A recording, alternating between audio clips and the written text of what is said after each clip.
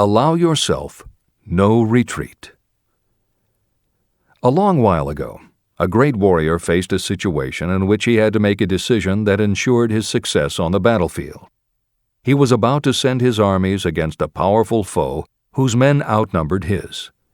He loaded his soldiers into boats, sailed to the enemy's country, and unloaded the soldiers and equipment. Then he gave the order to burn the ships that had carried them. Addressing his men before the first battle, he said, "You see the boats going up in smoke. That means we cannot leave these shores alive unless we win. We now have no choice. We win or we perish." They won. Every person who wins in any undertaking must be willing to burn his ships and cut all sources of retreat. That is the only way you can be sure of maintaining the state of mind known as a burning desire to win. It is essential to success. The morning after the Great Chicago Fire, a group of merchants stood on State Street, looking at the smoking remains of what had been their stores. They went into a conference to decide if they would try to rebuild or if they would leave Chicago and start over in a more promising section of the country. They decided to leave, all except one. The merchant who decided to stay and rebuild pointed a finger at the remains of his store and said, "Gentlemen, on that very spot I will build the world's greatest store, no matter how many times it may burn down." That was in 1871. The store was built. It still stands there today.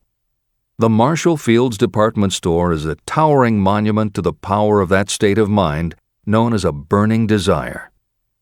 The easy thing would have been for Marshall Field to do exactly what his fellow merchants did. When the going was hard and the future looked dismal, they pulled up and went where the going seemed easier. Mark well this difference between Marshall Field and the other merchants. It is that difference which distinguishes those who succeed from those who fail. Every human being old enough to understand the value of money wishes for it, but wishing will not bring riches. Desiring riches, with a state of mind that becomes an obsession, then planning definite ways and means to acquire riches, and backing those plans with persistence, a persistence which does not recognize failure. That's what will bring riches. Editor's comments.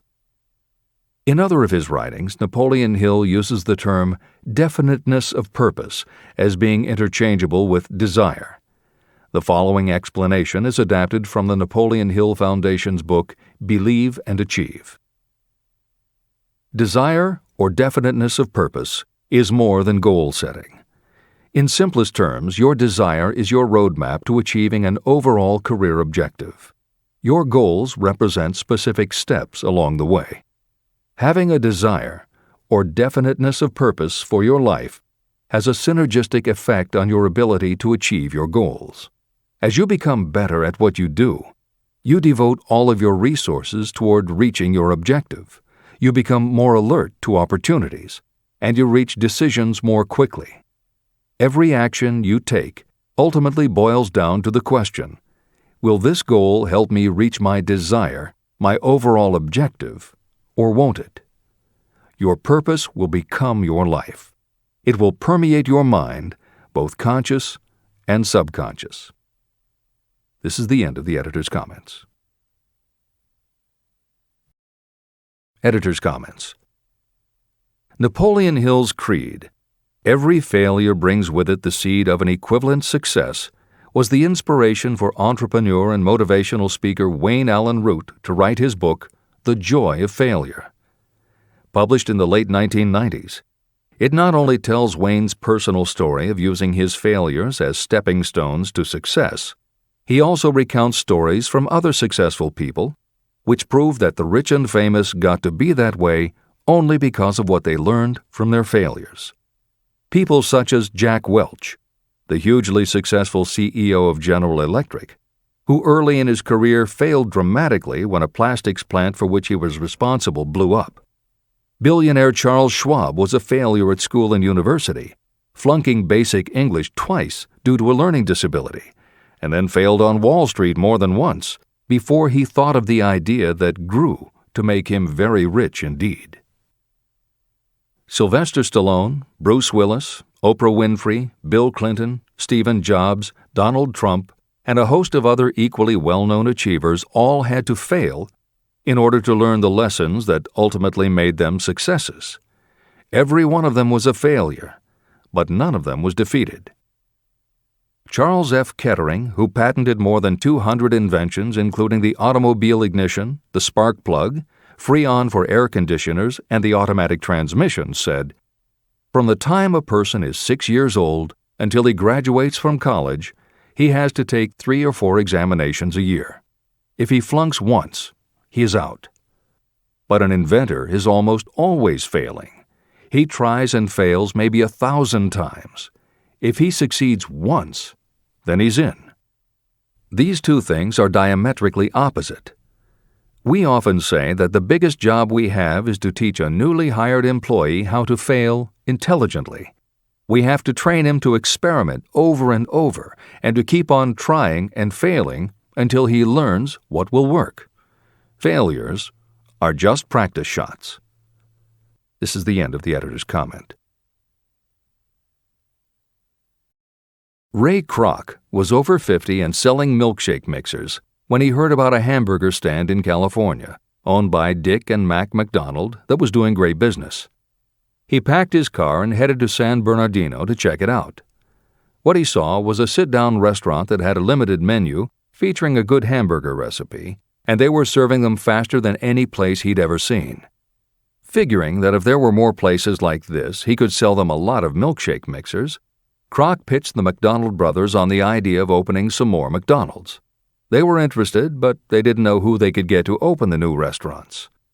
This time, it was a recipe and a magic griddle, but it still needed the extra ingredient, imagination.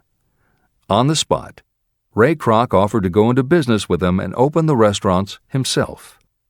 According to the signs on the Golden Arches, Ray Kroc's imagination paid off in billions of hamburgers sold.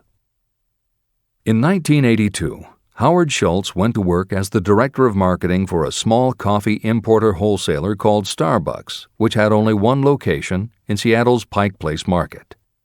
While he was on a trip to Italy, Schultz got the idea that the coffee bar culture he saw in Milan could be transposed to the downtown Seattle scene.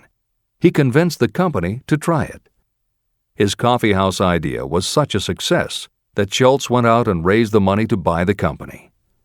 5 years after he'd joined Starbucks, he was CEO of a company that had 17 locations.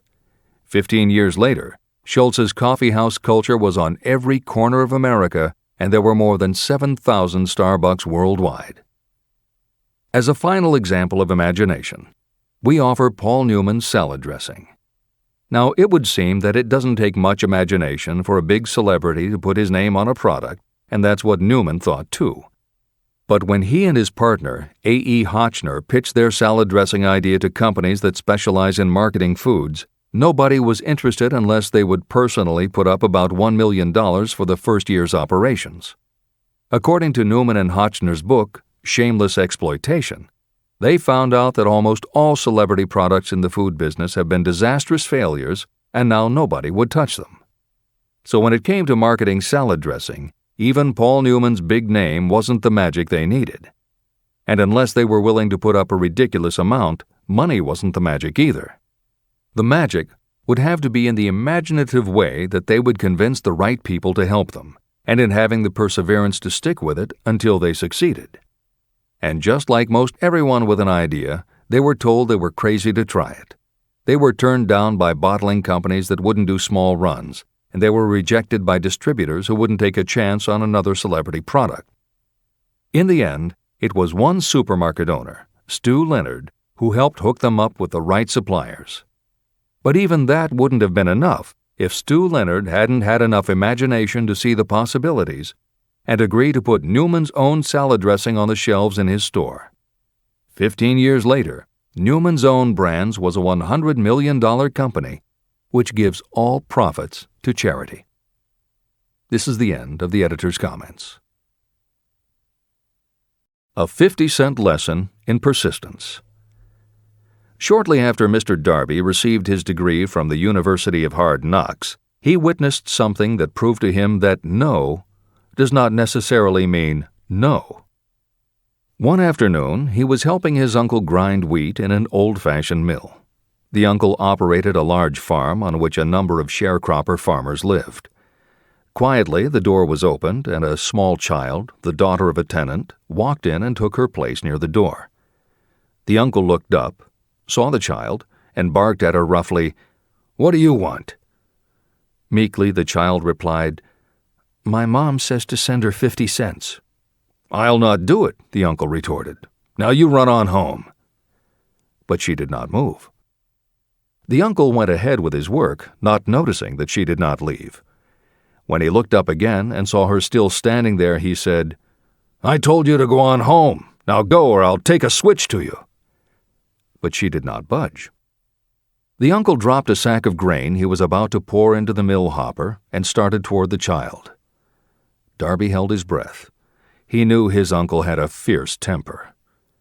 When the uncle reached the spot where the child was standing, she quickly stepped forward one step, looked up into his eyes, and screamed at the top of her voice, "My mom's got to have that 50 cents!" The uncle stopped, looked at her for a minute, put his hand in his pocket, took out $50, and gave it to her. The child took the money and slowly backed toward the door, never taking her eyes off the man whom she had just conquered.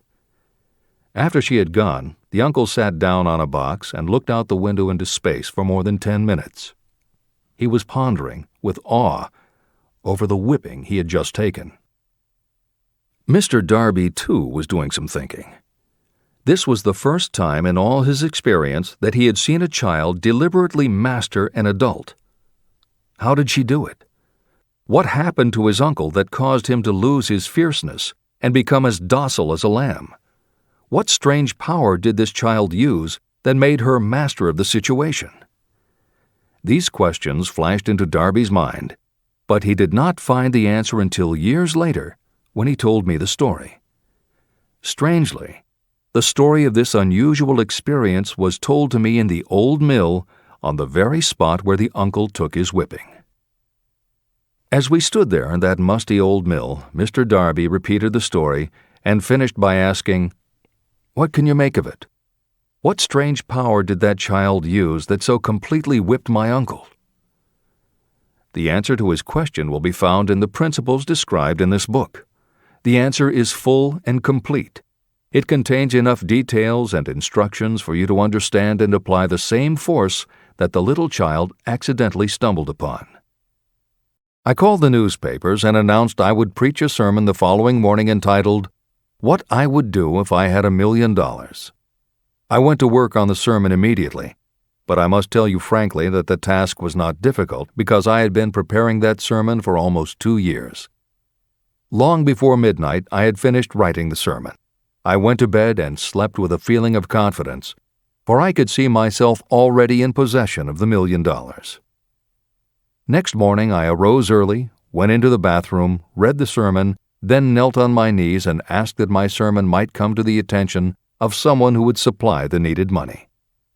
While I was praying, I again had that feeling of assurance that the money would be forthcoming.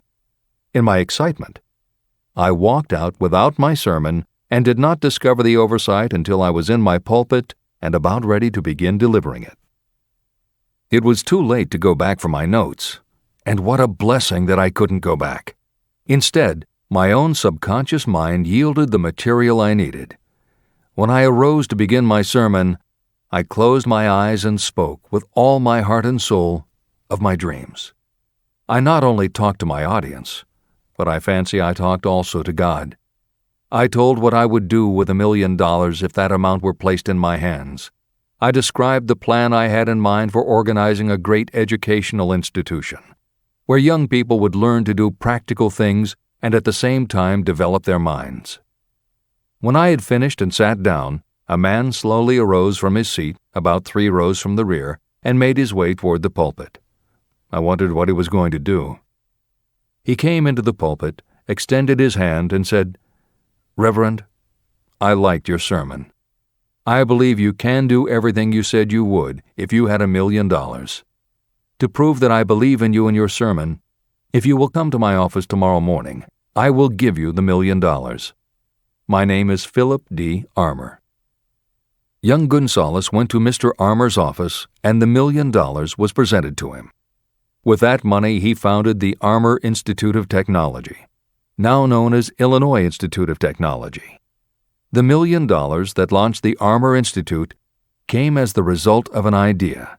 Behind the idea was a desire that young Gonzalez had been nursing in his mind for almost 2 years.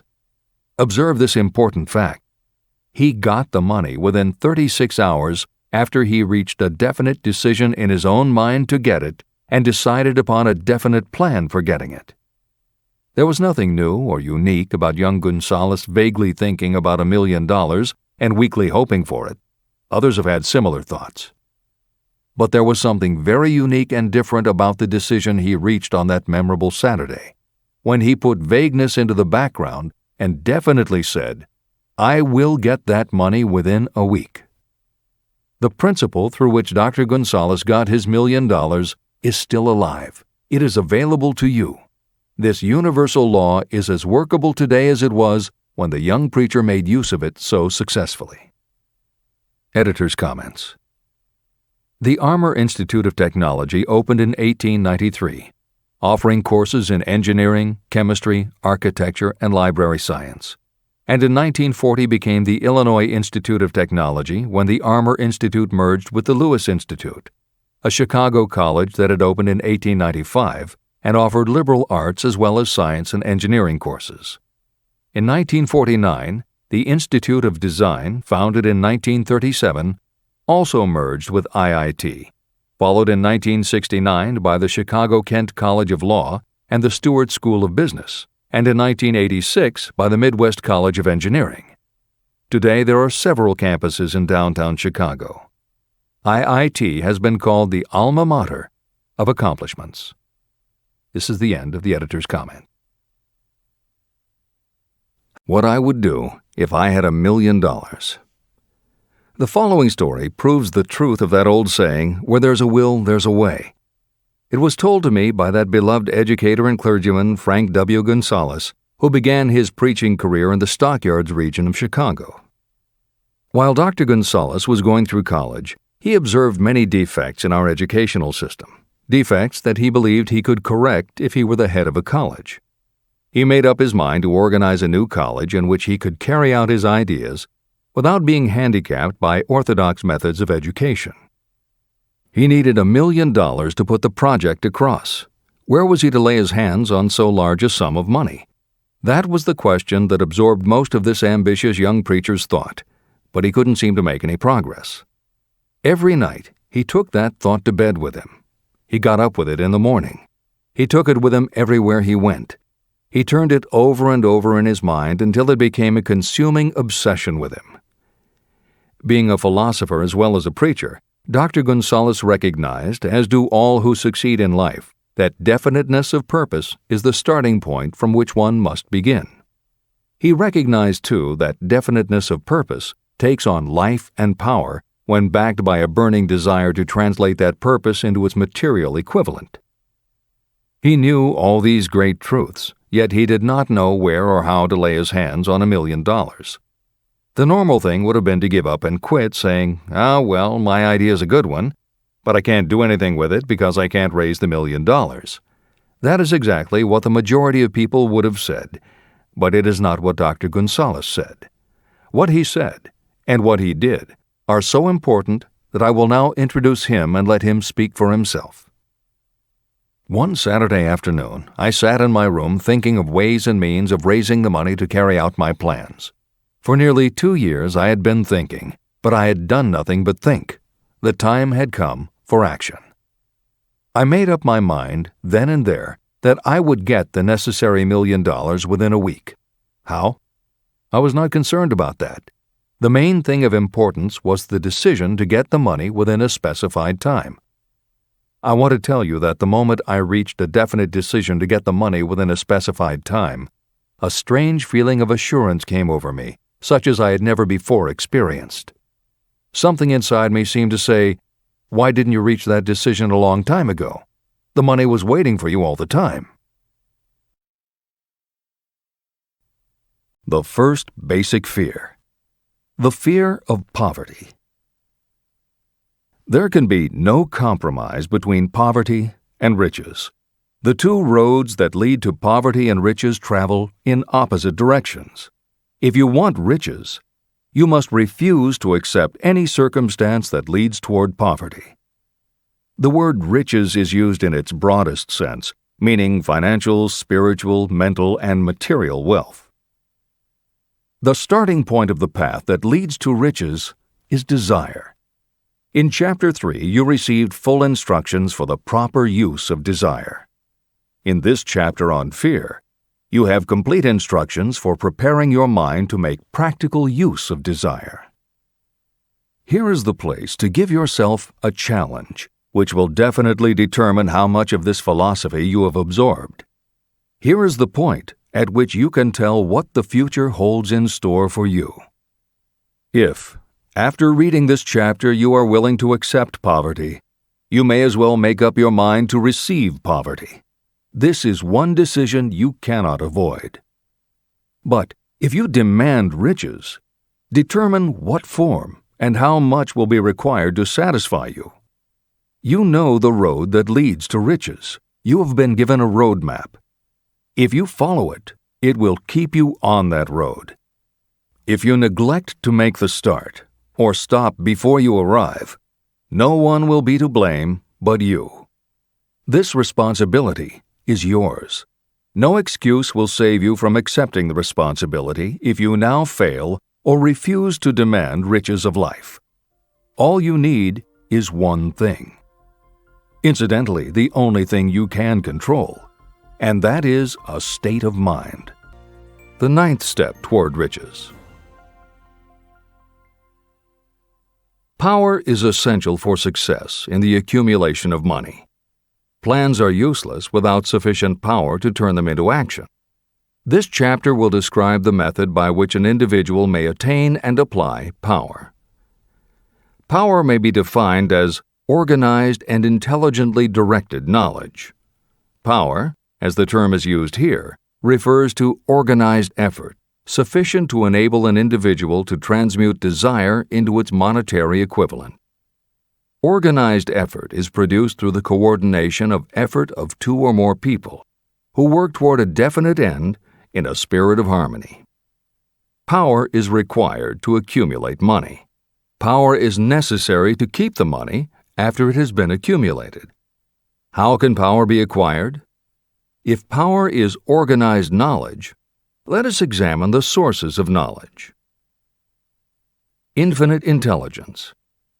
This source of knowledge may be accessed with the aid of creative imagination through the subconscious mind, as described in the previous chapters on faith, autosuggestion, and imagination, and as will be elaborated on in Chapter 13, the subconscious mind, and Chapter 14, the brain. Accumulated experience.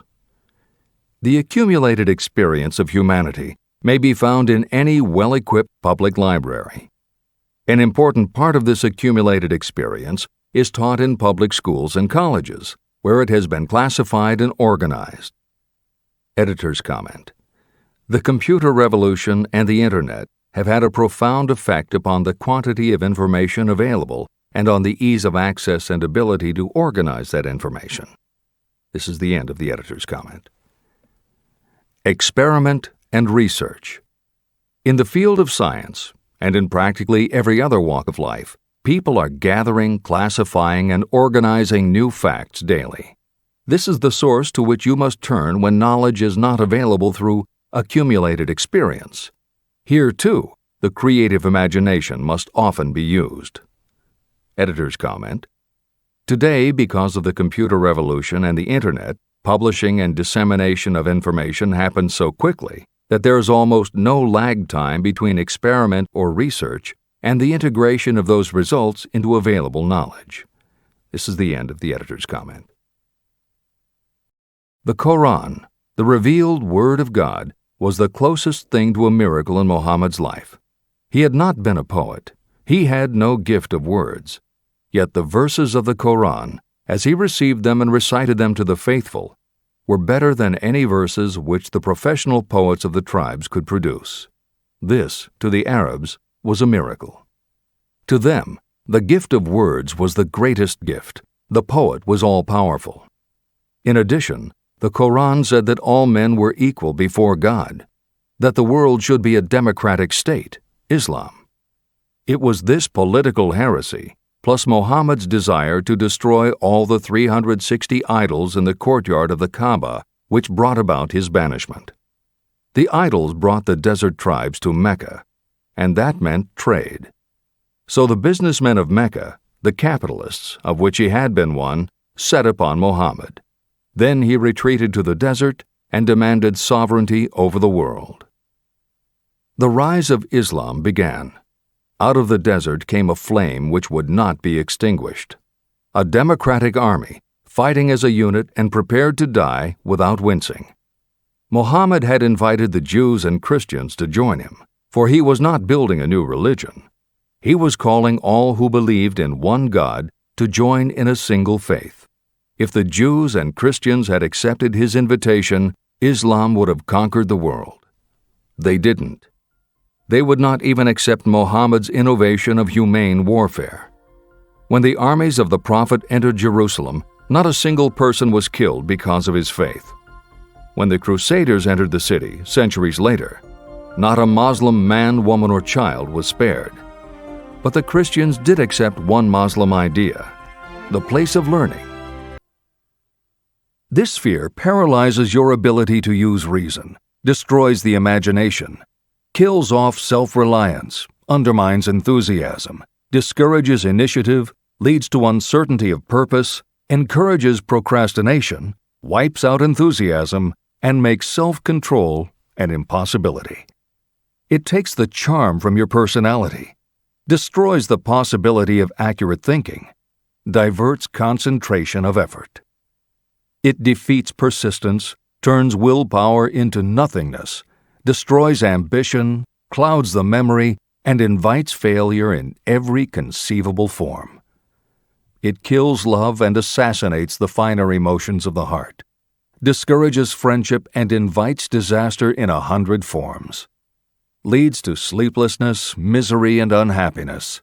And all this despite the obvious truth that you live in a world of overabundance of everything your heart could desire, with nothing standing between you and your desires except lack of a definite purpose. The fear of poverty is, without doubt, the most destructive of the 6 basic fears. It has been placed at the head of the list because it is the most difficult to master. The fear of poverty grew out of our inherited tendency to prey upon our fellow human beings economically. Nearly all animals lower than us are motivated by instinct, but their capacity to think is limited, and therefore they prey upon one another physically. We, with our superior sense of intuition, with the capacity to think and to reason, do not eat others bodily.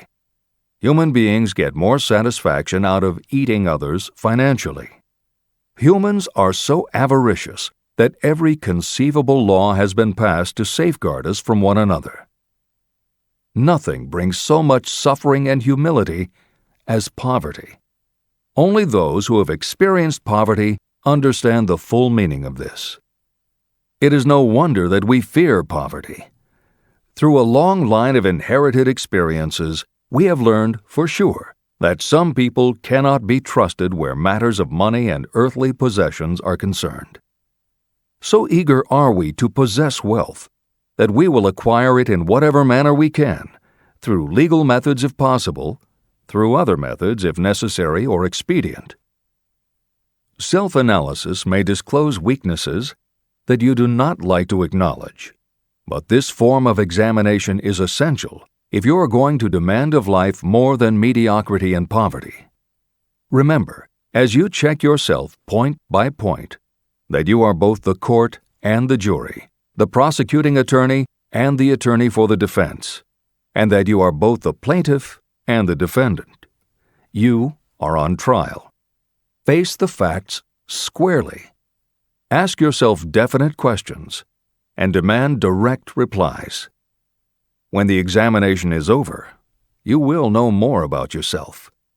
If you do not feel that you can be an impartial judge, call upon someone who knows you well to serve as judge while you cross-examine yourself. You are after the truth. Get it, no matter at what the cost, even though it may temporarily embarrass you.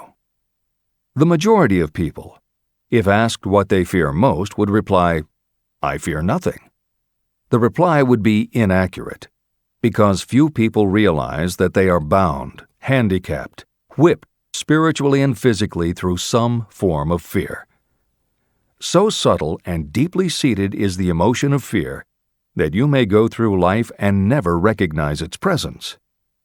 Only a courageous analysis will disclose the presence of this universal enemy. When you begin such an analysis, search deeply into your character. The following is a list of the symptoms to look for.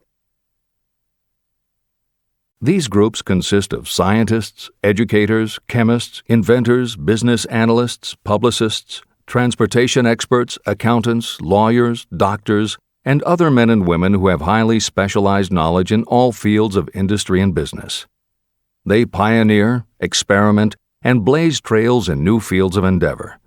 They support colleges, hospitals, schools, build good roads, publish newspapers, pay most of the cost of government, and take care of the many details essential to human progress. Stated briefly, the capitalists are the brains of civilization because they supply the entire fabric of which all education, enlightenment, and human progress consist. Money without brains is always dangerous. Properly used, it is the most important essential of civilization. To give you an idea of how important organized capital is, try to imagine that it is your job to provide and prepare a simple family breakfast, but you have to do it without the aid of capital. To supply the tea, you would have to make a trip to China or India. Unless you are an excellent swimmer, you would become rather tired before making the round trip. Then, too, another problem would confront you.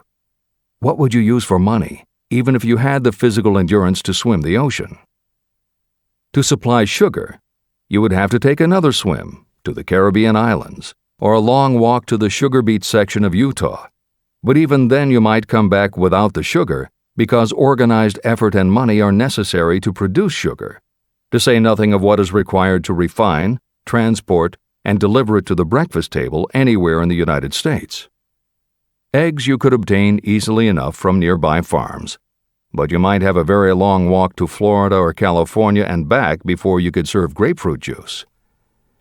You would have another long walk to Kansas or one of the other wheat-growing states when you went after wheat bread. Dry cereal would have to be omitted from the menu because it would not be available except through the labor of a trained group of workers and suitable machinery, all of which call for capital. After resting, you could take off for another little swim down to South America, where you would pick up a couple of bananas. On your return, you could take a short walk to the nearest farm having a dairy and pick up some butter and cream. Then your family would be ready to sit down and enjoy breakfast. Seems absurd, doesn't it? Well, the procedure described would be the only possible way these simple items of food could be delivered if we had no capitalistic system. Symptoms of the fear of criticism. This fear is almost as universal as the fear of poverty, and its effects are just as fatal to personal achievement, mainly because this fear destroys initiative and discourages the use of imagination. The major symptoms of the fear are 1. Self-consciousness, generally expressed through nervousness, timidity in conversation and in meeting strangers, awkward movements, and shifting of the eyes. 2. Lack of poise, expressed through lack of voice control, nervousness in the presence of others, poor posture, poor memory. 3. Personality weaknesses, lacking in firmness of decision, personal charm, and ability to express opinions definitely. the habit of sidestepping issues instead of meeting them squarely, agreeing with others without careful examination of their opinions. 4. Inferiority complex. The habit of expressing your own self-approval as a means of covering up your feeling of inferiority. Using big words to impress others, often without knowing the real meaning of the words. Imitating others in dress, speech, and manners. Boasting of imaginary achievements, and acting superior to cover up the fact that you feel inferior. 5. Extravagance. The habit of trying to keep up with the Joneses and spending beyond your income. 6. Lack of initiative. Failure to embrace opportunities for self-advancement, fear to express opinions, lack of confidence in your own ideas, giving evasive answers to questions asked by superiors, hesitancy of manner and speech, deceit in both words and deeds. 7. Lack of ambition. Mental and physical laziness, lack of self-assertion, slowness in reaching decisions, being too easily influenced, the habit of accepting defeat without protest, or quitting an undertaking when opposed by others. Also the habit of criticizing others behind their backs and flattering them to their faces, suspicion of other people without cause, lack of tactfulness of manner and speech, and unwillingness to accept the blame for mistakes. The third basic fear. The fear of ill health. This fear may be traced to both physical and social heredity. It is closely associated with the causes of fear of old age and the fear of death. We fear ill health because of the terrible pictures that have been planted in our minds of what may happen if death should overtake us. We also fear it because of the economic toll that it may claim. One reputable physician estimated that 75% of all people who visit doctors are suffering with hypochondria, imaginary illness. It has been shown that the fear of disease, even when there is not the slightest cause for fear, often produces the physical symptoms of the disease feared. Powerful and mighty is the human mind. It builds or it destroys. Through a series of experiments, my staff proved how susceptible people are to the power of suggestion. We asked 3 acquaintances to visit separately with the victim. They were instructed to pose the question, "What ails you? You look terribly ill." The first questioner provoked a grin from him and a nonchalant, "Oh, nothing, I'm all right." The second questioner was answered with a statement, "I don't know exactly, but I do feel badly." The third questioner was met with the admission that the victim was actually feeling ill. Editor's comment. Hill's experiment is one that you do not want to carry too far. It is not that different from the principle behind certain religious sects whose members take vengeance on their enemies by hexing or placing a spell on a victim. The spell only works because the victim believes that spells can be cast and that it is possible he or she could be hexed. When the hex victim is informed that someone has cast a spell on them, they accept that it is possible, and their mind does the rest. The same theory operated when Hill's associate was told 3 times that he looked ill. He believed it was possible.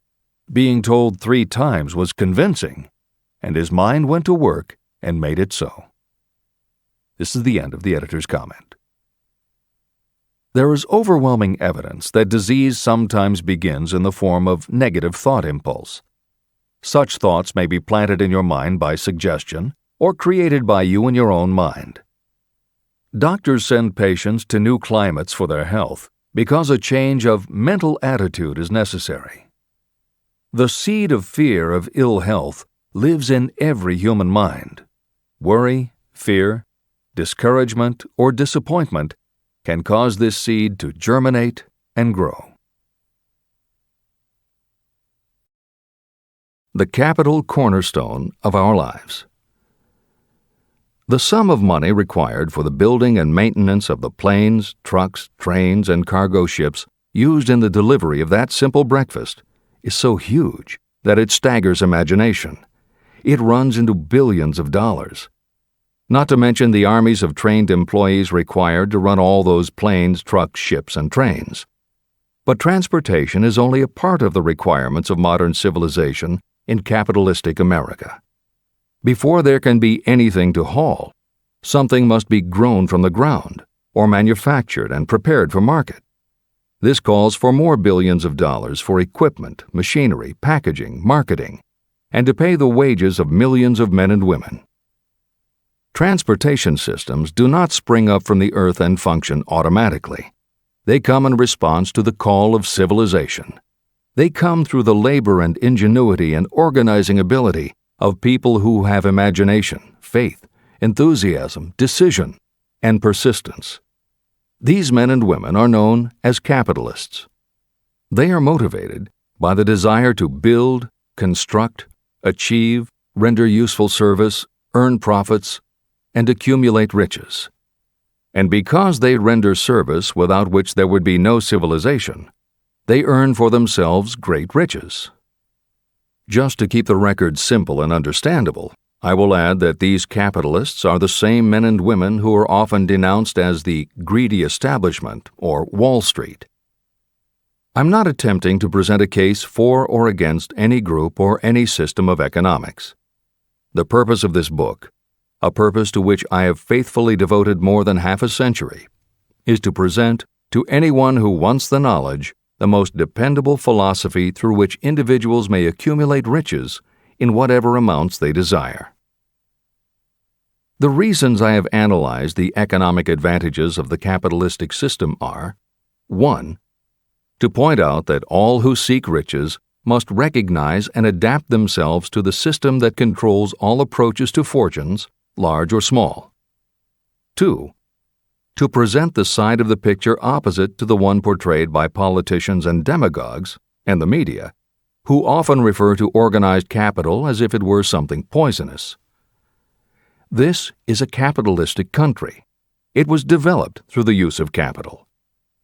We who claim the right to partake of the blessings of freedom and opportunity, we who seek to accumulate riches here, should know that neither riches nor opportunity would be available to us if organized capital had not provided these benefits.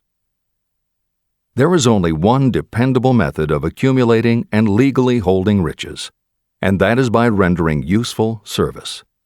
No system has ever been created by which anyone can legally acquire riches through mere force of numbers, or without giving in return an equivalent value of one form or another. Does your presence have a negative influence on other people as a rule? What habits of other people annoy you most? Do you form your own opinions, or do you permit yourself to be influenced by other people? Have you learned how to create a mental state of mind with which you can shield yourself against all discouraging influences? Does your occupation inspire you with faith and hope? Are you conscious of possessing spiritual forces of sufficient power to enable you to keep your mind free from all forms of fear? Does your religion help to keep your mind positive? Do you feel it your duty to share other people's worries? If so, why? If you believe that birds of a feather flock together, what have you learned about yourself by studying the friends whom you attract? What connection, if any, do you see between the people with whom you associate most closely and any unhappiness you may experience? Could it be possible that some person whom you consider to be a friend is, in reality, your worst enemy because of his or her negative influence on your mind? By what rules do you judge who is helpful and who is damaging to you? Are your intimate associates mentally superior or inferior to you? How much time out of every 24 hours do you devote to your occupation, sleep, play and relaxation, acquiring useful knowledge, plain wasted time?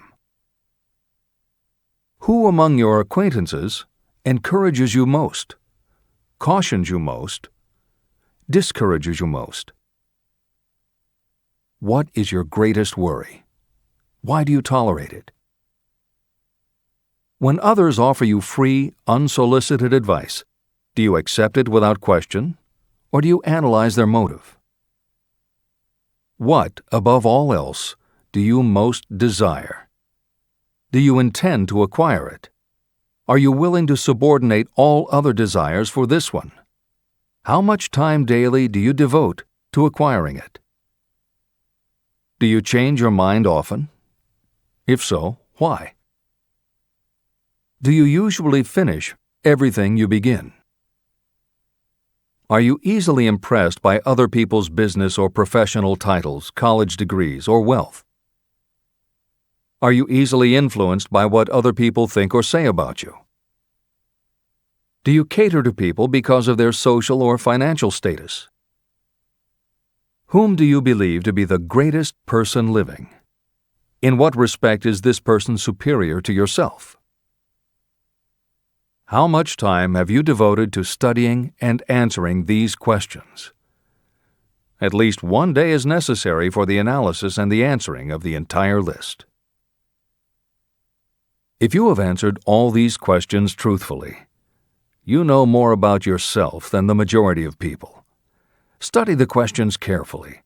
Come back to them once each week for several months, and be astounded at the amount of additional knowledge of great value to yourself you will have gained by the simple method of answering the questions truthfully. If you are not certain about the answers to some of the questions, seek the counsel of those who know you well, especially those who have no motive in flattering you, and see yourself through their eyes. The experience will be astonishing. Tapping the source of inspiration. Somewhere in the cell structure of the brain is something that receives the vibrations of thought ordinarily called hunches. So far, science has not discovered where this sixth sense is located, but this is not important. The fact remains that human beings do receive accurate knowledge through sources other than the physical senses. Generally, such knowledge is received when the mind is under the influence of extraordinary stimulation. Any emergency that arouses the emotions and causes the heart to beat more rapidly may bring the sixth sense into action. Anyone who has experienced a near accident while driving knows that the sixth sense often comes to your rescue and by split seconds helps to avoid the accident. I mention this as background to the following statement of fact. On many occasions when I have faced emergencies, some of them so grave that my life was in jeopardy, I have been miraculously guided past these difficulties through the influence of my invisible counselors. My original purpose in conducting council meetings with imaginary beings was solely to use autosuggestion to impress upon my subconscious mind certain characteristics that I wanted to acquire. In more recent years, my experimentation has taken on an entirely different trend. I now go to my imaginary counselors with every difficult problem that confronts me and my clients. During my meetings with these invisible counselors, I find my mind most receptive to ideas, thoughts, and knowledge that reach me through the sixth sense. The results are often astonishing, although I do not depend entirely on this form of counsel. The sixth sense is not something that one can take off and put on at will. Ability to use this great power comes slowly through application of the other principles outlined in this book. No matter who you are, or what may have been your purpose in reading this book, you can profit by it even if you don't fully understand how or why the principle described in this chapter works. This is especially true if your major purpose is that of accumulation of money or other material things. This chapter on the sixth sense was written because the book is designed to present a complete philosophy by which individuals may unerringly guide themselves in attaining whatever they ask of life. The starting point of all achievement is desire.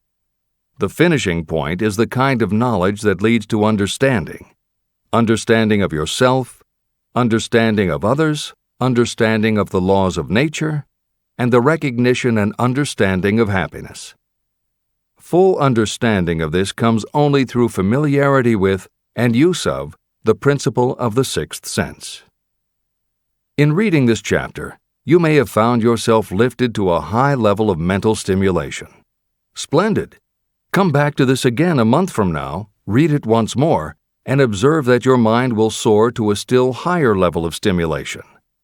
Repeat this experience from time to time, giving no concern as to how much or how little you learn at the time.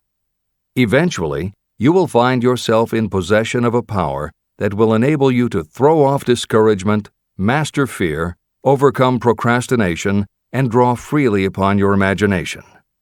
Then you will have felt the touch of that unknown something that has been the moving spirit of every truly great thinker, leader, artist, musician, writer, or statesman.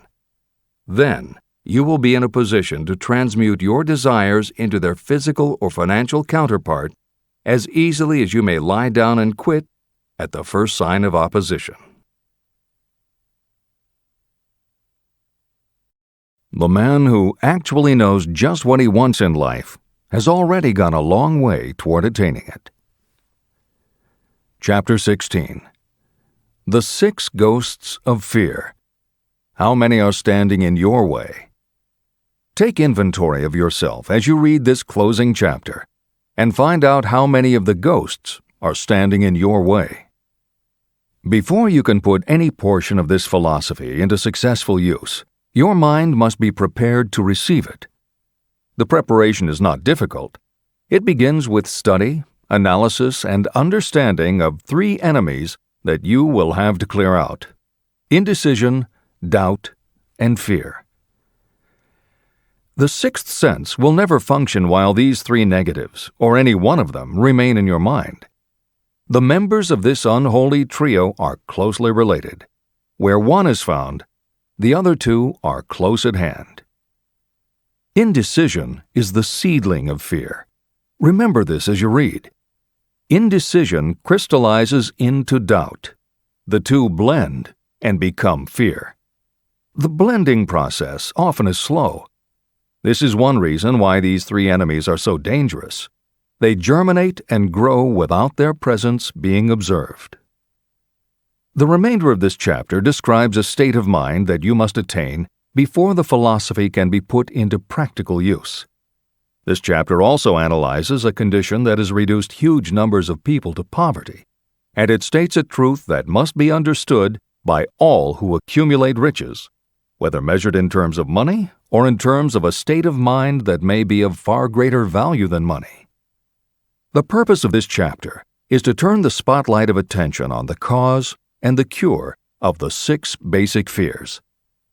Before you can master an enemy, you must know its name, its habits, and where to attack it. As you read, analyze yourself carefully and determine which, if any, of the six common fears have attached themselves to you.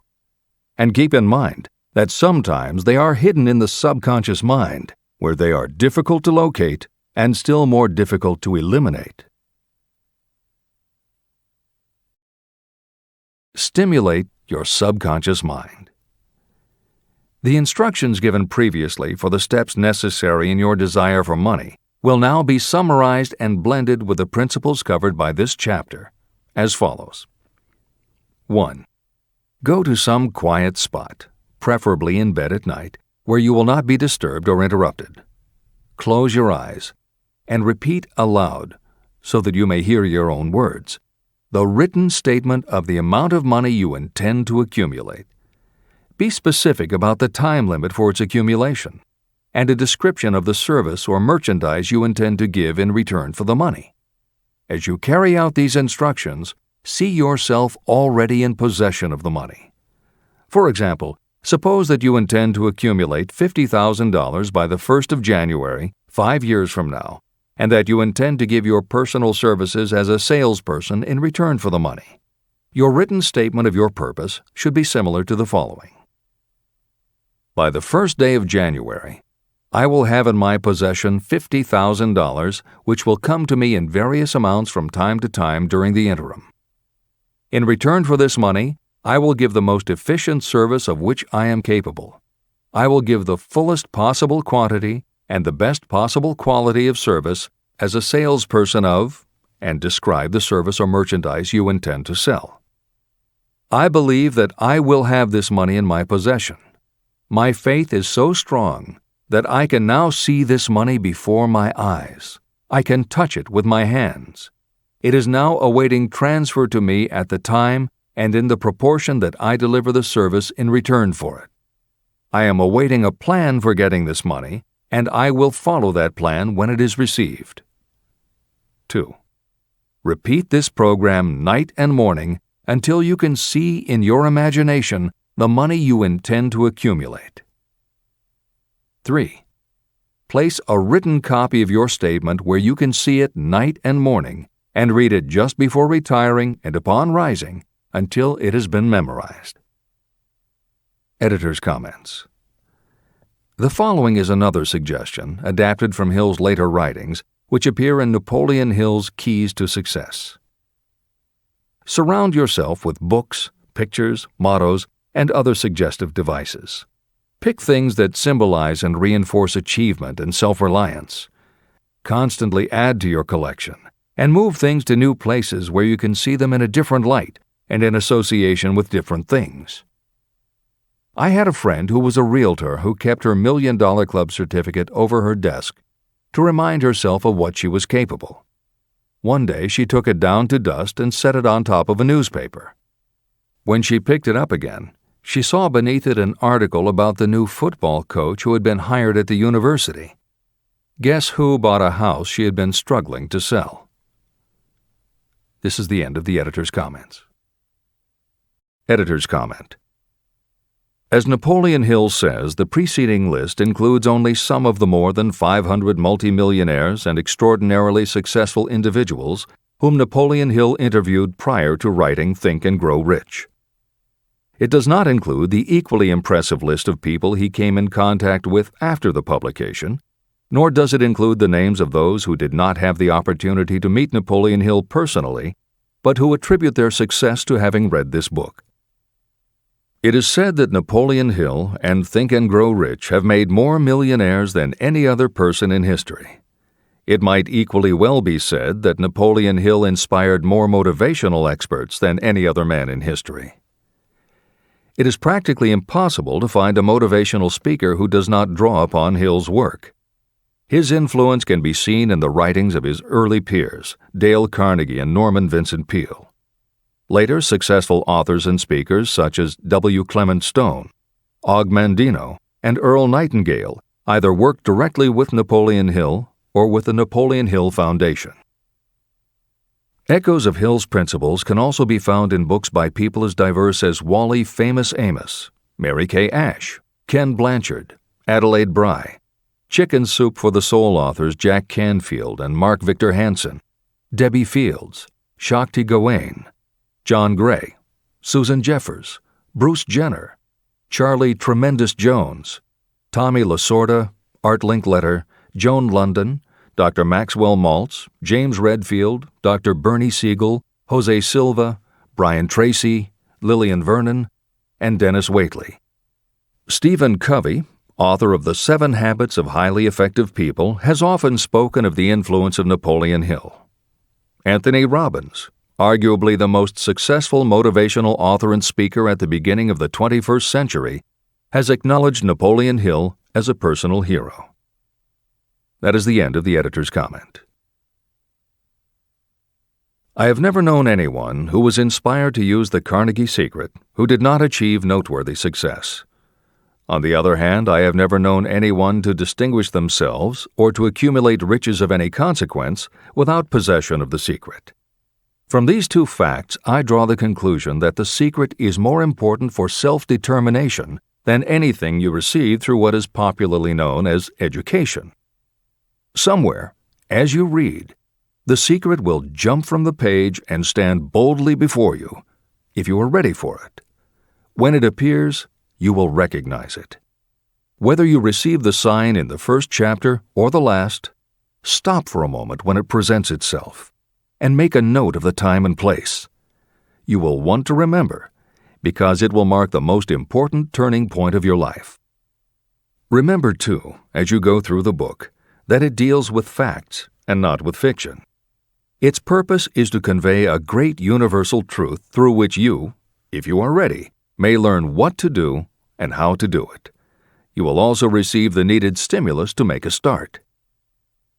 As a final word of preparation, may I offer one brief suggestion which may provide a clue how the Carnegie secret may be recognized? It is this: achievement and all earned riches have their beginning in an idea. If you are ready for the secret, you already possess one half of it. Therefore, you will recognize the other half the moment it reaches your mind. Breaks can be made to order. Many people believe that success is the result of lucky breaks. There may be something to that, but if you depend upon luck, you will almost surely be disappointed. The only break anyone can afford to rely on is a self-made break. These come through the application of persistence. The starting point is definiteness of purpose. Editor's comments. In 1999, Mark Myers, editor of one of the country's most influential self-help newsletters, Bottom Line Personal, wrote a book entitled How to Make Luck: 7 Secrets Lucky People Use to Succeed. In it, he tells of a study that was done by the psychology department at the University of Hertfordshire near London. They assembled a group of people, half of whom either thought themselves lucky or were considered to be lucky by others. The other half of the group believed they were unlucky. They were all brought to campus to watch a computerized random coin toss. Each person watched as a cartoon elf came on screen and flipped a coin. Each was asked to call heads or tails. The results of the experiment proved that the unlucky group guessed right approximately the same number of times as the lucky group. In follow-up interviews, the researchers concluded that the only difference between so-called lucky and unlucky people was that the lucky people tended to remember the good things that had happened in their lives, and those that thought they were unlucky tended to dwell on the bad things. The scientific fact is that luck, in terms of calling a coin toss, spinning a wheel, or turning a card, is completely random, and there's nothing we can do about it. All we can control is what we say and do. Everything else that happens to us depends upon the actions of others and the random world in which we live. Then why do some people seem to be so lucky and get all the lucky breaks? Myers says it is because, unlike luck, lucky breaks are something you can control, and lucky people, whether they know it or not, have taken specific steps to make their good luck. You can influence lucky breaks in 2 ways. You have to intentionally put yourself in luck's way, and you must make people want to help you because they believe that you deserve their help. Once you have let the world know you are ready for a break, luck is largely a matter of being introduced to opportunities by people who open doors for us. Myers calls these people gatekeepers. Gatekeepers offer help not only out of goodwill, but also because they hope you will help them in return when you are in a position to do so. People who are lucky make it a point to impress their gatekeepers so that they will be the first to come to mind when opportunities arise. Your gatekeepers must believe that you deserve a break, and that it is worth it to them to give you one. One of the best ways to do that is simply to behave and act lucky. If you act like a loser, people think you are a loser. If you perceive yourself as lucky, it will be easier for others to see you that way. And if you are believed to be a lucky person, your chances of receiving lucky opportunities will increase, partly because others hope some of your luck will rub off on them. Editor's comments.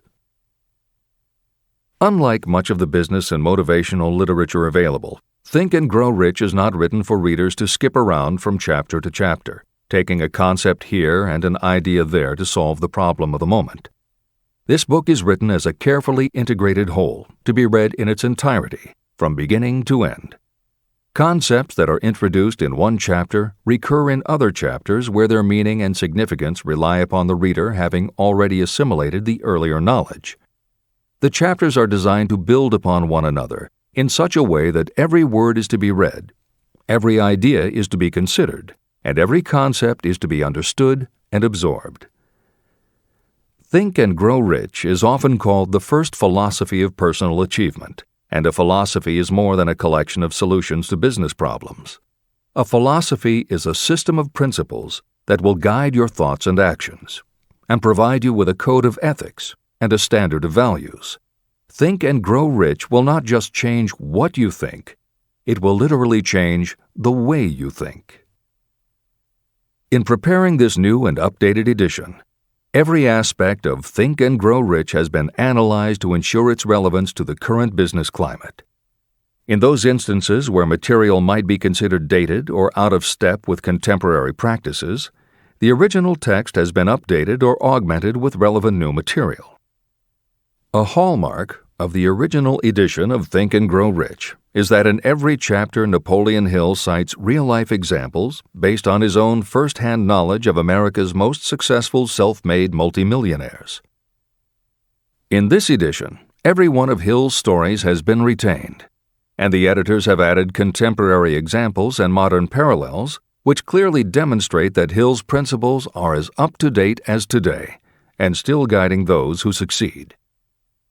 In addition to contemporary examples, where the editors felt it would be of interest to the reader, we have included marginal notes that provide relevant information about recent developments. Where applicable, we have also suggested books or other materials that complement various aspects of Napoleon Hill's philosophy. On a more technical note, the editors have approached the written text as we would that of a living author. When we encountered what modern grammarians would consider run-on sentences, outdated punctuation, or other matters of form, we opted for contemporary usage. Those readers familiar with earlier editions will note that the chapter numbers have been changed in this edition.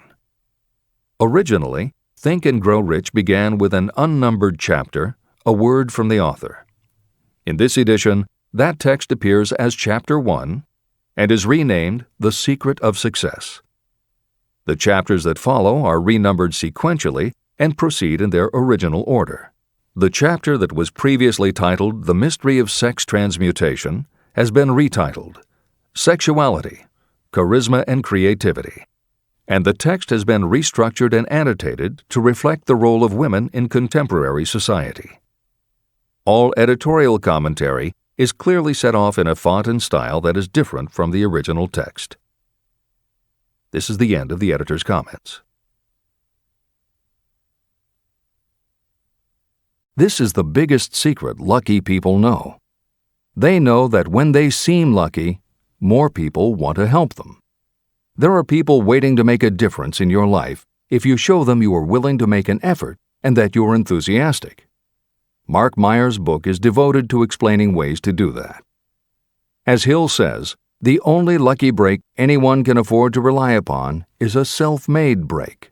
These come through the application of persistence. The starting point is definiteness of purpose. This is the end of the editor's comments. If you stop the first 100 people you meet on the street and ask them what they want most in life, 98 of them would not be able to tell you. If you press them for an answer, some will say security, many will say money, a few will say happiness, and others will say fame and power. Some might tell you they want social recognition, ease in living, the ability to sing, dance, or write. But none of them will be able to give you the slightest indication of a plan by which they hope to attain these vaguely expressed wishes. Riches do not respond to wishes. They respond only to definite plans backed by definite desires through constant persistence. How to develop persistence. There are 4 simple steps that lead to the habit of persistence. They call for no great amount of intelligence, no particular amount of education, and little time or effort. These necessary steps are: 1. A definite purpose, backed by a burning desire for its fulfillment. 2. A definite plan, expressed in continuous action. 3. A mind closed tightly against all negative and discouraging influences, including negative suggestions of relatives, friends, and acquaintances. 4. A friendly alliance with one or more persons who will encourage you to follow through with both plan and purpose. These 4 steps are essential for success in all walks of life. An important purpose of the 13 principles of this philosophy is to enable you to take those 4 steps as a matter of habit. They are steps by which you may control your economic destiny. They are steps that lead to freedom and independence of thought. They are steps that lead to riches in small or great quantities. They are steps that lead the way to power, fame, and worldly recognition. They are 4 steps that guarantee favorable breaks. They are steps that convert dreams into physical realities. They are steps that lead also to the mastery of fear, discouragement, indifference. There is a magnificent reward for anyone who learns to take these 4 steps. It is the privilege of writing your own ticket and of making life yield whatever price is asked. 1. Failure to recognize and to define clearly exactly what you want. 2. Procrastination, with or without cause, usually backed up with a long list of alibis and excuses. 3. Lack of interest in acquiring specialized knowledge. 4. Indecision, and the habit of passing the buck instead of facing issues squarely, also backed by alibis and excuses. 5. The habit of relying upon excuses instead of making definite plans to solve your problems. 6. Self-satisfaction. There is little remedy for this and no hope for those who suffer from it. 7. Indifference, usually reflected in your readiness to compromise rather than meet opposition and fight it. 8. The habit of blaming others for your mistakes and accepting circumstances as being unavoidable. 9. Weakness of desire because you neglected to choose motives that will push you to take action. 10. Willingness to quit at the first sign of defeat, based upon one or more of the 6 basic fears. 11. Lack of organized plans that you have written out so they can be analyzed. 12. The habit of neglecting to act on ideas or to grasp opportunity when it presents itself. 13. Wishing instead of willing. 14. The habit of compromising with poverty instead of aiming at riches. A general lack of ambition to be, to do, or to own. 15. Searching for all the shortcuts to riches, trying to get without giving a fair equivalent, usually reflected in the habit of gambling or trying to drive unfair bargains. 16. Fear of criticism, resulting in failure to create plans and put them into action because of what other people might think, do, or say. This is one of your most dangerous enemies because it often exists in your subconscious mind and you may not even know it is there. See the 6 basic fears in the last chapter. Building character through autosuggestion. I knew, of course, that we all become what we are because of our dominating thoughts and desires. I knew that every deeply seated desire causes a person to find a way to turn that desire into reality. I knew that self-suggestion is a powerful factor in building character. In fact, it is the sole principle through which character is built. With this knowledge of how the mind works, I was fairly well armed with the equipment needed to rebuild my character.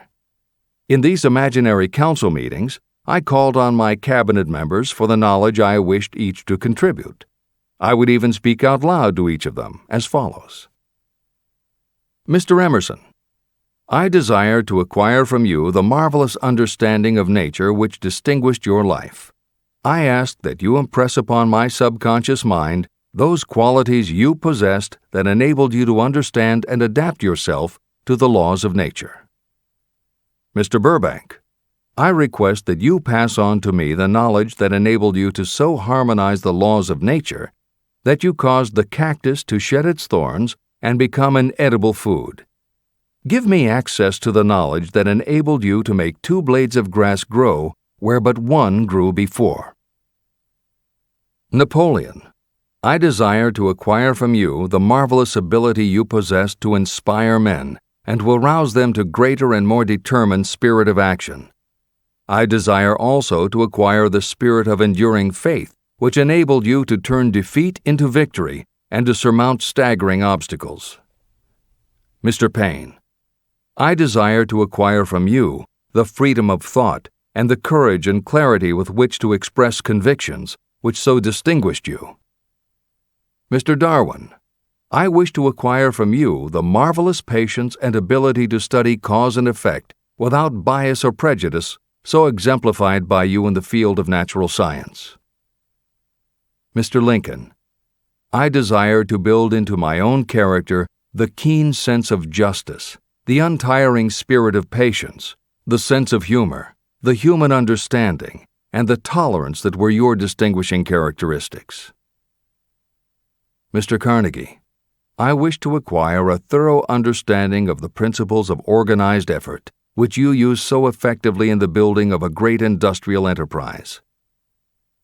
Mr. Ford, I wish to acquire your spirit of persistence, the determination, poise, and self-confidence that have enabled you to master poverty and to organize, unify, and simplify human effort so I may help others to follow in your footsteps.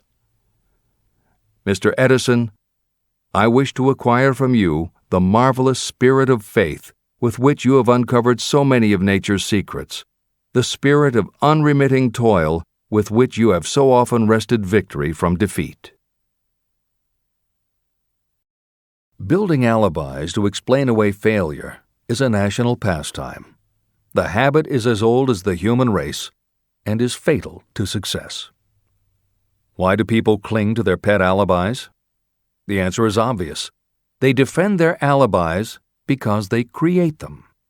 Your alibi is the child of your own imagination. It is human nature to defend your own brainchild. Building alibis is a deeply rooted habit. Habits are difficult to break, especially when they provide justification for something we do. Plato had this truth in mind when he said, "The first and best victory is to conquer self. To be conquered by self is, of all things, the most shameful and vile." Another philosopher had the same thought in mind when he said, "It was a great surprise to me when I discovered that most of the ugliness I saw in others was but a reflection of my own nature."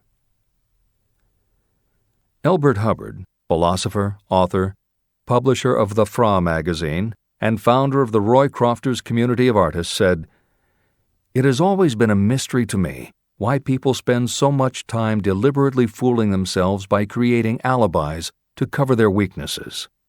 If used differently, this same time would be sufficient to cure the weakness.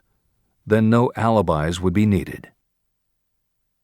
In parting, I would remind you that life is a checkerboard, and the player opposite you is time.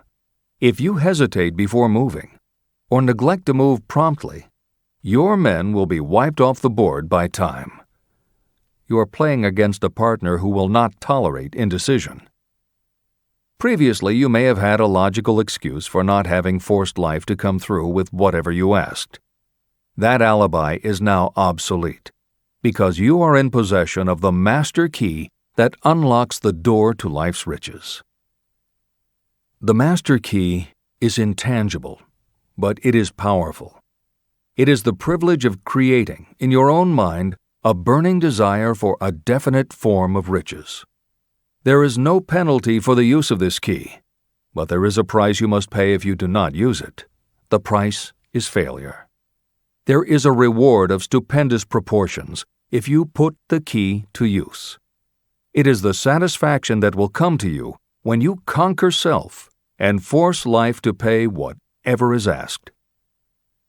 The reward is worthy of your effort.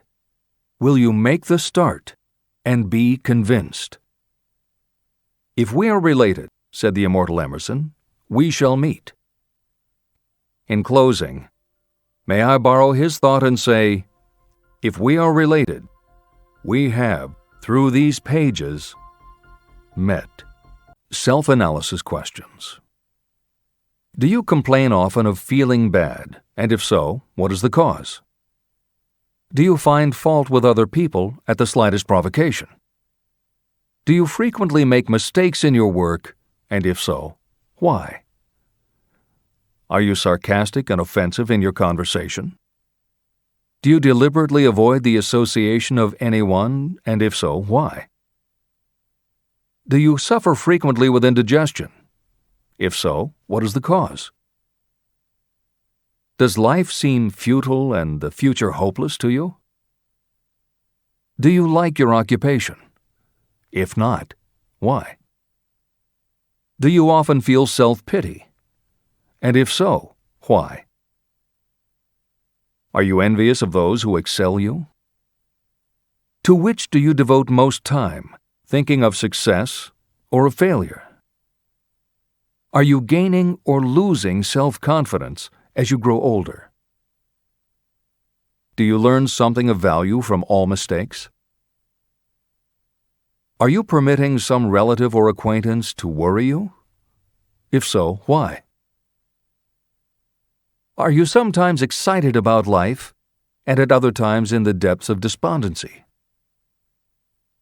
Who has the most inspiring influence upon you, and for what reason?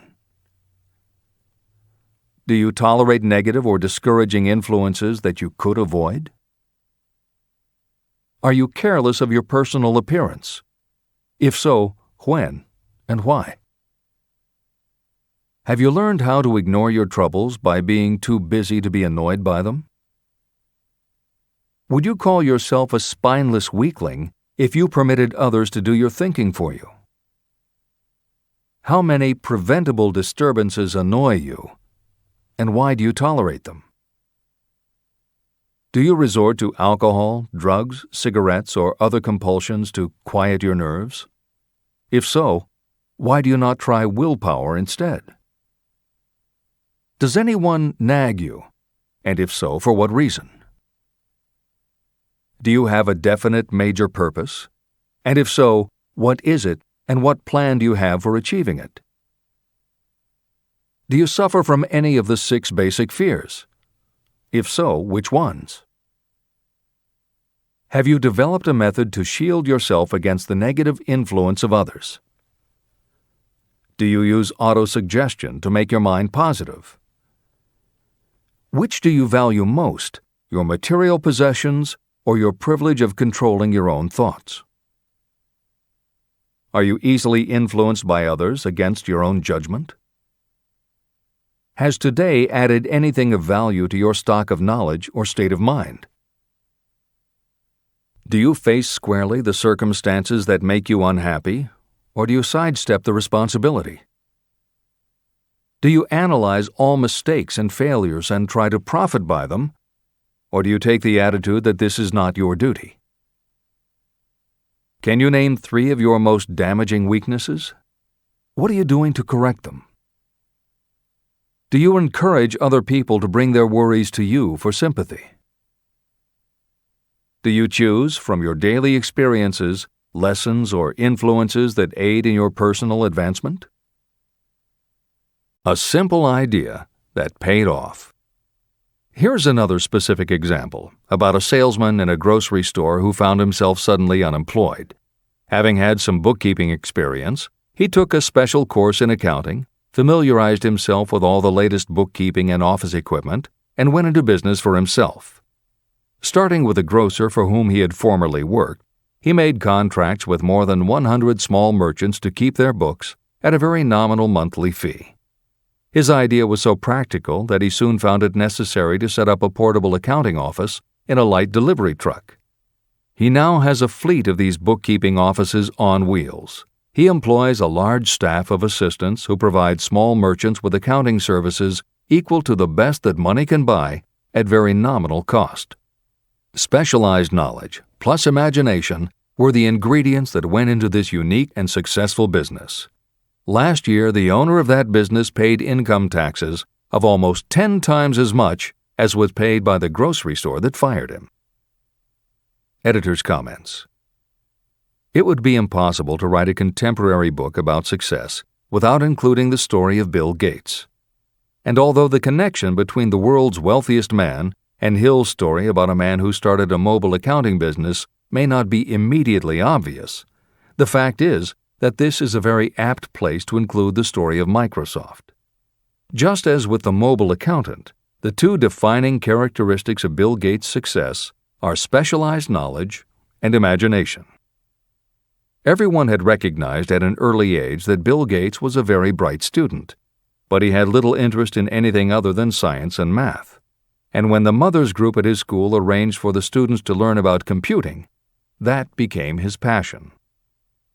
By the time he was 13, he taught himself computer programming, and throughout high school and his years at university, his life revolved around computer clubs and odd jobs working for companies that had something to do with computers.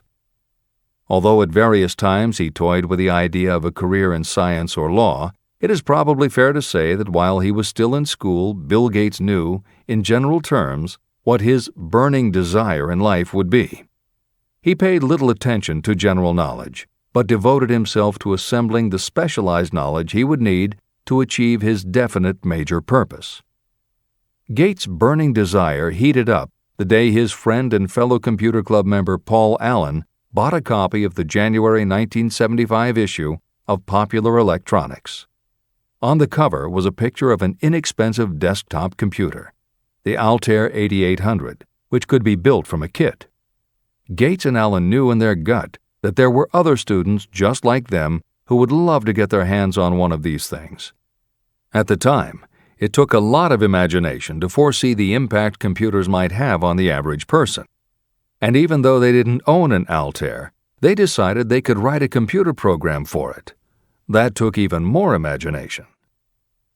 They contacted Ed Roberts, the founder of the company that made the Altair, and pitched their idea. Roberts told them he was getting offers from all over, and his policy was that whoever wrote it first would get the job. For the next 2 months, they tore apart the manual, gleaning the specialized knowledge they would need to write the program. They were the first to deliver a workable operating system, and Roberts bought it from them for $3,000 plus a royalty on sales. With their vision of the future burning in their imaginations, Gates and Allen used the advance and their royalties to launch a company that would be in the business of writing computer programs. They named their new company Microsoft and called old friends from their high school computer club to staff it. Bill Gates was 19 and Paul Allen was only a few years older. They and about 9 of their friends started writing programs for Apple Computer, Commodore, and anyone else who would contract with the company for their services. Many statements in the chapters on faith and on autosuggestion are repeated here for the benefit of your subconscious mind. Remember, your subconscious mind functions whether you make any effort to influence it or not. This means that thoughts of fear, poverty, and all negative ideas will affect your subconscious mind unless you master these impulses and give it more desirable food on which it may feed. The subconscious mind will not remain idle. If you don't plant desires in your subconscious mind, it will feed on the thoughts that reach it as the result of your neglect. Both negative and positive thoughts are reaching your subconscious mind continuously. These thoughts come from the 4 sources. 1. Consciously from other people. 2. Your subconscious. 3. Subconsciously from other people. And 4. Infinite intelligence. Every day, all kinds of thought impulses are reaching your subconscious mind without your knowledge. Some of these impulses are negative. Some are positive. Right now, you should be specifically trying to shut off the flow of negative impulses and actively working to influence your subconscious mind through positive impulses of desire. When you achieve this, you will possess the key that unlocks the door to your subconscious mind. Moreover, you will control that door so completely that no undesirable thought may influence your subconscious mind. Everything that you create begins in the form of a thought impulse. You can create nothing that you do not first conceive as a thought. Through the aid of the imagination, thoughts may be assembled into plans. The imagination, when under your control, may be used to create plans or purposes that lead to success in your chosen occupation. All thoughts that you want to turn into success and have planted in the subconscious mind must pass through the imagination and be mixed with faith, your faith in your own abilities. The mixing of faith with a plan or purpose intended for submission to the subconscious mind can only be done through the imagination. From these statements, it should be clear that if you want to make use of your subconscious mind, it will call for the coordination and application of all 13 principles of success that are the basis of this book. The startling power of imagination.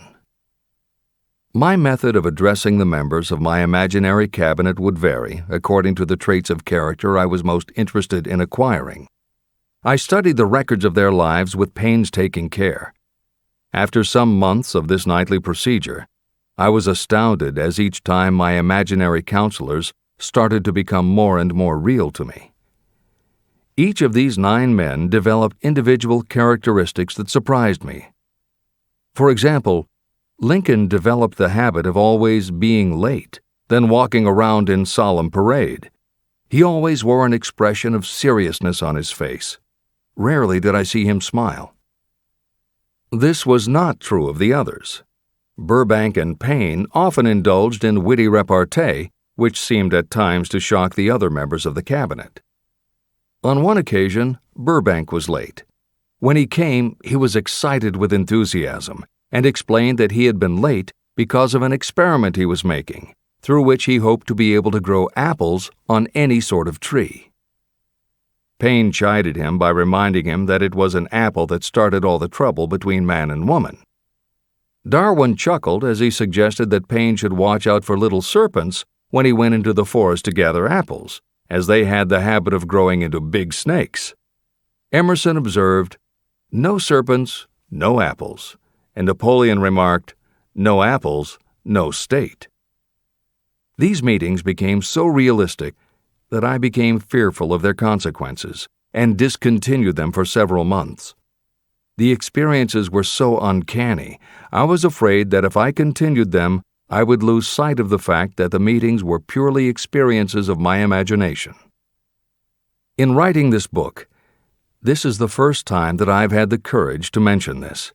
I knew from my own attitude in connection with such matters that I would be misunderstood if I described my unusual experience.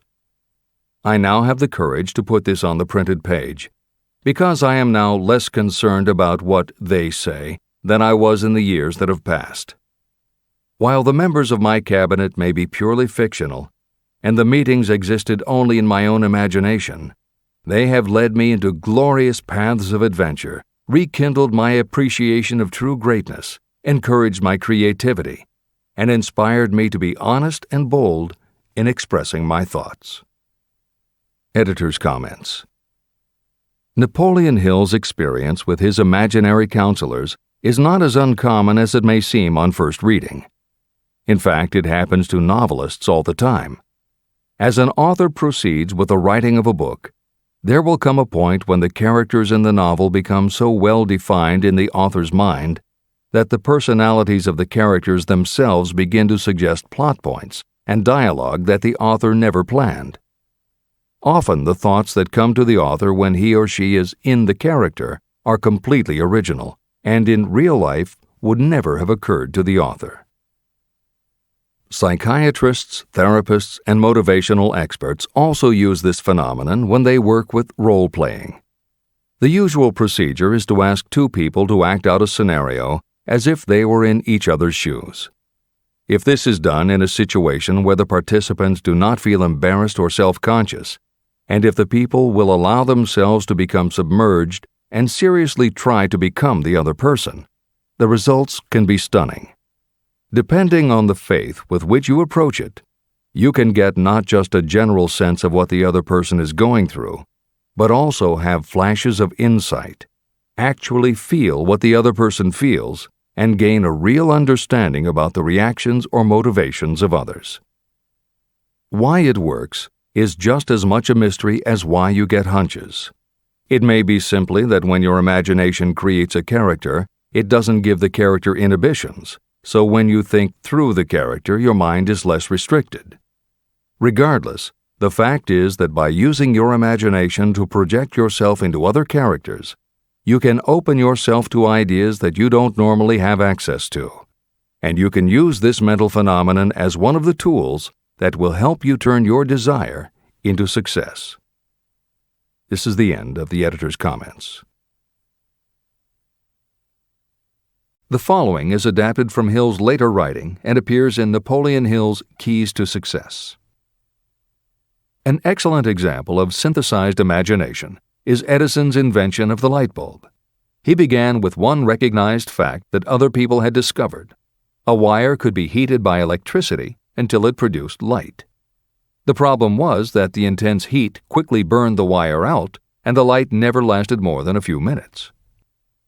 Edison failed more than 10,000 times in his attempt to control this heat. When he found the method, it was by applying another common fact that had simply eluded everyone else. He realized that charcoal is produced by setting wood on fire, covering it with soil, and allowing the fires to smolder. The soil permits only enough air to reach the fire to keep it burning without blazing, and that way the wood isn't burned up. When Edison recognized this fact, his imagination immediately associated it with the idea of heating the wire.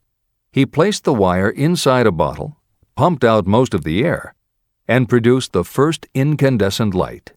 It burned for 8.5 hours. Everything that Edison used to make the electric light was widely known, but the way he synthesized the knowledge changed the world and made him a very wealthy man. W. Clement Stone called the process the R2A2 formula: recognize and relate, assimilate and apply.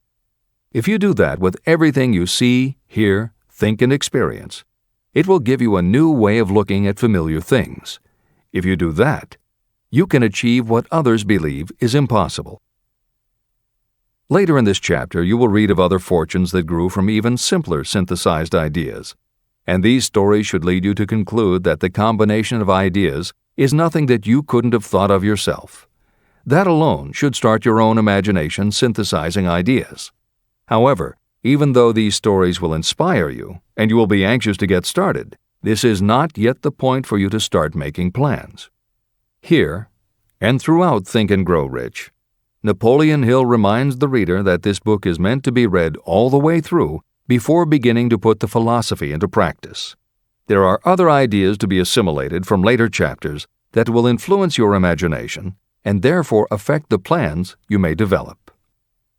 This is the end of the editor's comments. Read the entire book through. Then come back to this chapter and begin to put your imagination to work on the building of a plan for transforming your desire into money. Examples and instructions for creating plans are given in almost every chapter. Carry out the instructions that are best suited to your needs and put your plan in writing. The moment you complete this, you will have definitely given concrete form to your intangible desire. Now, read that sentence once more in a slightly different way. The moment I put my plan in writing, I will have definitely given concrete form to my desire. Now read it aloud and realize what you are telling yourself. Desire is only a thought. Through synthesized imagination, your experience, education, and observations will give it shape, form, and action. From the moment you follow those instructions and write out your desire and your plan, you will have actually taken the first of a series of steps that will enable you to convert the thought into its physical counterpart. The accumulation of great fortunes calls for power, and power is acquired through highly organized and intelligently directed specialized knowledge. That knowledge does not necessarily have to be in the possession of the person who accumulates the fortune. This should give hope and encouragement to those who want to accumulate a fortune but don't have the necessary education to supply such specialized knowledge. People sometimes go through life suffering from inferiority complexes because they are not people of education. The person who can organize and direct a mastermind group of people who possess the knowledge needed is just as much a person of education as any other individual in the group. Thomas A. Edison had only 3 months of schooling during his entire life, but he did not lack education. Neither did he die poor. Henry Ford had less than a 6th grade schooling, but he managed to do pretty well by himself financially. Albert Einstein was working as a clerk in a patent office when he began to develop his world-altering scientific theories. Editor's comments. Had Einstein been born today, he might have been diagnosed in his early years as having attention deficit disorder. As a child, he was slow to learn to talk. As a student, he showed little promise and was expelled from at least one school. But what Einstein could do was to focus his concentration on a goal of his choice. His famous theories were the result of thought experiments that took place inside his mind. It is said that the breakthrough which led him to the theory of relativity came not from specialized knowledge of physics or mathematics, but from his ability to imagine what would happen if he were riding on a beam of starlight through space. This is the end of the editor's comments. Specialized knowledge is among the most plentiful and the cheapest forms of service that may be had. If you doubt this, consult the payroll of any university. It pays to know how to purchase knowledge, and it pays to know where to look. First of all, decide the sort of specialized knowledge you require and the purpose for which it is needed. To a large extent, your major purpose in life, the goal toward which you are working, will help determine what knowledge you need.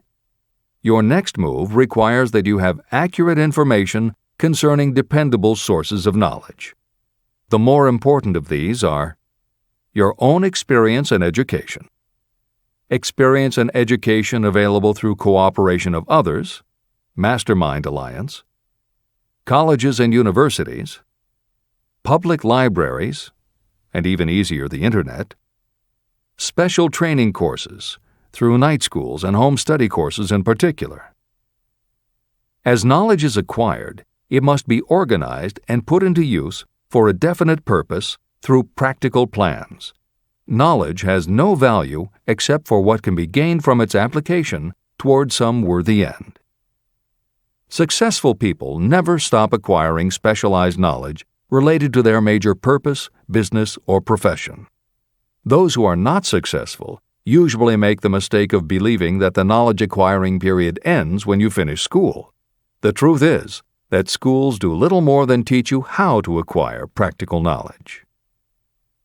For the next 5 years, Bill Gates and Paul Allen had their share of imaginative ideas, but mostly they concentrated on learning the specialized knowledge needed to run and grow a successful business. Then in 1980, IBM, which had finally decided to get into the small computer business, needed help getting up to speed. They approached Microsoft to write an operating system for the new computer venture. Once again, specialized knowledge and imagination were the qualities that guided Bill Gates. In their imagination, Gates and Allen could see an even bigger future than before, and through specialized knowledge of what computers were capable of, they knew the role they could play in that future. They then made 2 business moves that are the foundation of the Microsoft success. First, because IBM had such a tight schedule, Gates went to a computer programmer, Tim Patterson, and bought from him a rudimentary but already developed operating system. Gates then set to work modifying the system, and he renamed it MS-DOS, for Microsoft Disk Operating System. The other move that was crucial to their success was the negotiation with IBM.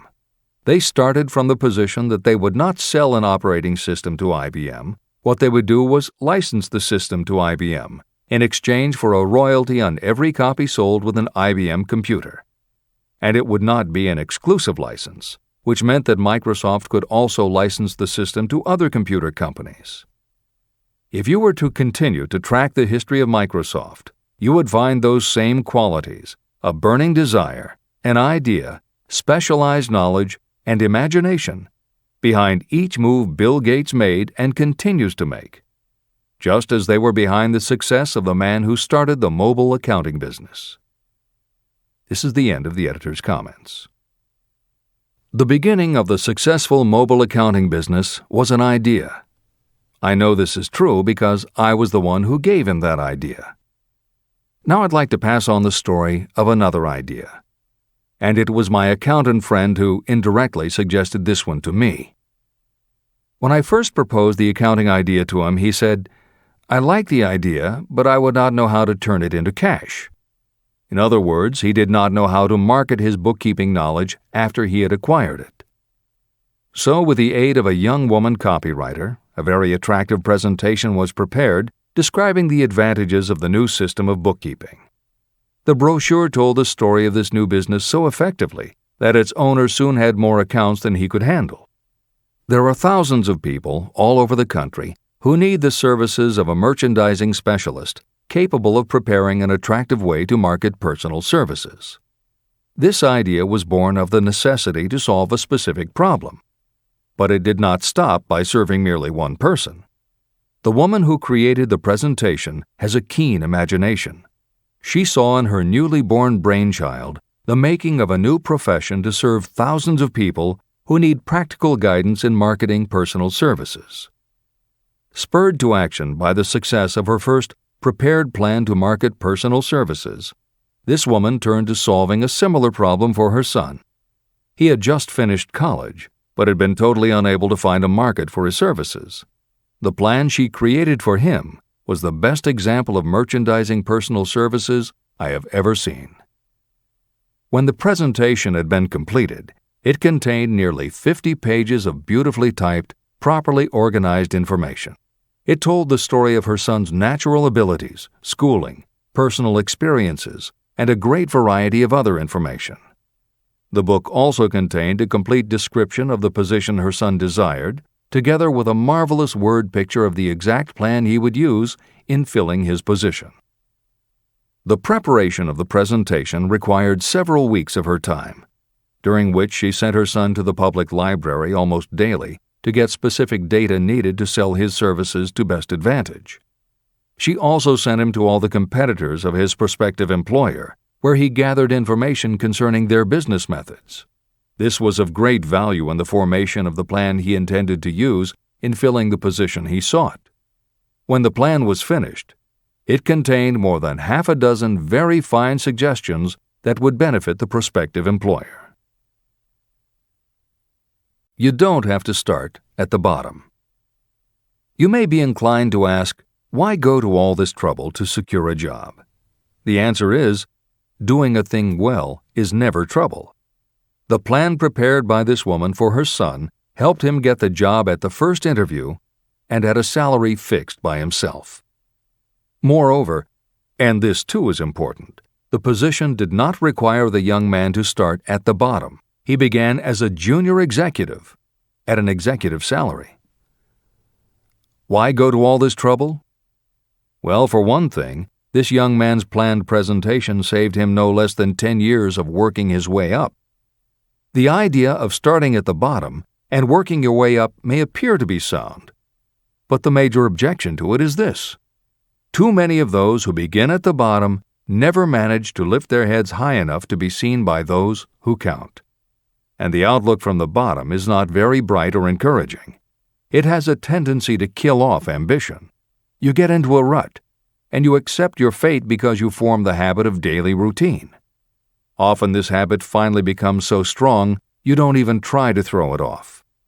And that is another reason why it pays to start 1 or 2 steps above the bottom. By so doing, you will form the habit of looking around, of observing how others get ahead, of seeing opportunity, and of embracing it without hesitation. A splendid example of what I mean is Dan Halpin. During his college days, he was manager of the famous 1930 championship Notre Dame football team, when it was under the direction of the late Knute Rockne. Halpin finished college at a very unfavorable time. The Depression had made jobs scarce. So after a fling at investment banking and motion pictures, he took the first job with a potential future he could find. It was selling electrical hearing aids on a commission basis. Anyone could start in that sort of job, and Halpin knew it, but it was enough to open the door of opportunity to him. For almost 2 years he worked at the job, but it didn't satisfy him. He would never have risen above that job if he had not done something about his dissatisfaction. He aimed first at the job of assistant sales manager of the company, and he got the job.